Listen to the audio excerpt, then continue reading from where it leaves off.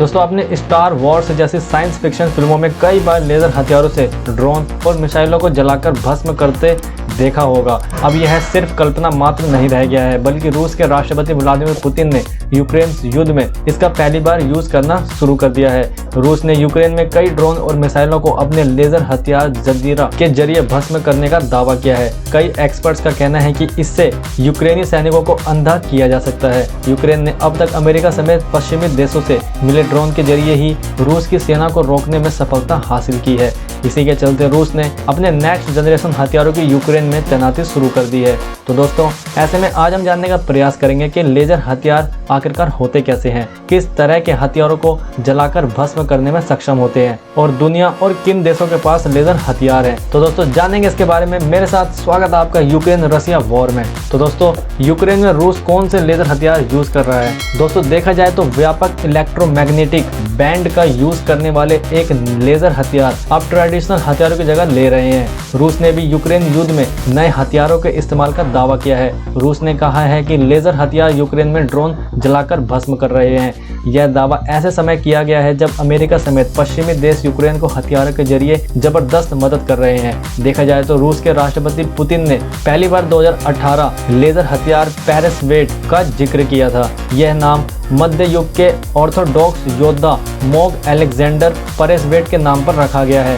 Peresvet की युद्ध के दौरान मौत हो गई थी। रूस के डिप्टी पीएम और मिलिट्री डेवलपमेंट के इंचार्ज यूरी बोरिसोव ने मॉस्को में एक प्रेस कॉन्फ्रेंस में बताया कि पेरेसवेट की व्यापक तौर पर तैनाती शुरू हो चुकी है और यह हथियार पृथ्वी से 1500 किलोमीटर दूर मौजूदा सैटेलाइट को भी अंधा बना सकता है। रूस ने यूक्रेन में अपना नया और अधिक ताकतवर लेजर हथियार जजीरा तैनात किया है। बोरिसोव ने बताया कि मई की शुरुआत में जजीरा परीक्षण किया गया था। बोरिसोव ने कहा कि जहां पेरेसवेट सैटेलाइट को अंधा बना देता है, वहीं जजीरा ड्रोन और मिसाइलों को जलाकर खाक कर देने में माहिर है। बोरिसोव से जब पूछा गया कि क्या इन लेजर हथियारों का यूक्रेन में यूज किया गया है, इस पर उन्होंने कहा कि जजीरा के पहले प्रोटोटाइप का इस्तेमाल यूक्रेन में हो रहा है। लेजर हथियार इंफ्रारेड लाइट की बीन यानी किरण भेदकर अपने टारगेट को तब तक गर्म करता है जब तक कि वह जलकर खाक न हो जाए।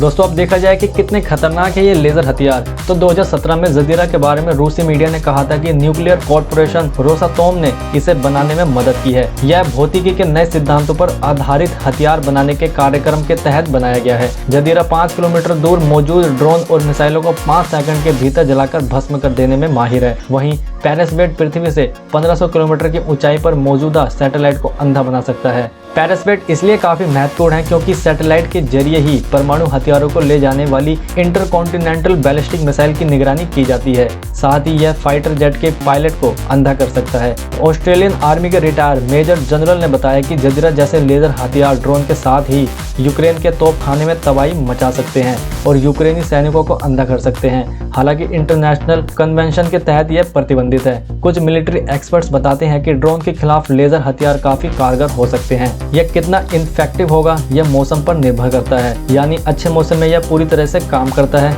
जबकि कोहरा, बारिश और बर्फ होने पर यह लेजर बीम अपने टारगेट से भटक सकती है।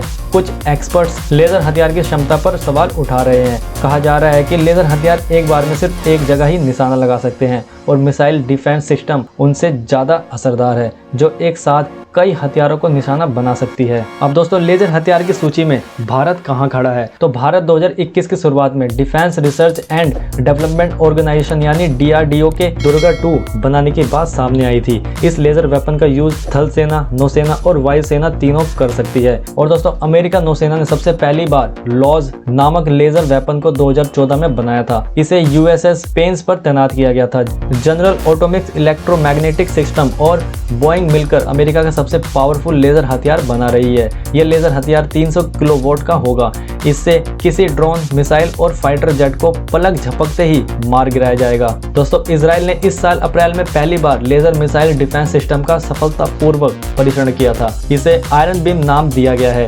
आयरन बीम ने ड्रोन, मोर्टार, रॉकेट और एंटी टैंक मिसाइलों को अपने एक ही वार से तबाह कर दिया था। इजराइल के प्रधानमंत्री नेफ्ताली बेनेट ने बताया था कि इसमें सबसे अच्छी बात यह है कि इसके एक बार में खर्च केवल 267 रुपए ही आएगा। अब दोस्तों चीन की बात करें तो चीन ने भी इस साल अपने J-20 फाइटर जेट को लेजर हथियारों से लैस करने की घोषणा की है। दोस्तों यूक्रेन के राष्ट्रपति व्लादिमीर जेलेंस्की ने लेजर हथियारों के बारे में चल रही खबरों की तुलना दूसरे वर्ल्ड वॉर में नाजियों के वंडर वेपन से कर उसका मजाक उड़ाया है। जेलेंस्की ने कहा है कि इससे और साफ हो गया है कि इस लड़ाई में उनके लिए कोई उम्मीद नहीं है। जिस विलक्षण हथियारों के बारे में कहा जा रहा है वह इतना ताकतवर है कि युद्ध का रुख बदल देगा, उसका इतना प्रचार यही दिखाता है। जेलेंस्की ने यह भी कहा कि पूरी ताकत से लड़ी जा रही लड़ाई के तीसरे महीने में हम देख रहे हैं कि रूस अपने वंडर वेपन की खोज करने में जुटा है। यह सब साफ दिखाता है कि उसका मिशन पूरी तरह से नाकाम है। और दोस्तों अंत में मैं आपका ओपिनियन जानना चाहूँगा कि क्या यूक्रेन और रशिया की लड़ाई में लेजर वेपन का यूज होना चाहिए या नहीं, या फिर रूस केवल झूठे दावे कर रहा है। तो अपना ओपिनियन आप नीचे कमेंट सेक्शन में दे सकते हैं। अगर आपको वीडियो पसंद आई हो तो प्लीज इसे अप्रिशिएट कीजिएगा, लाइक शेयर और इस चैनल को सब्सक्राइब कीजिएगा। धन्यवाद दोस्तों।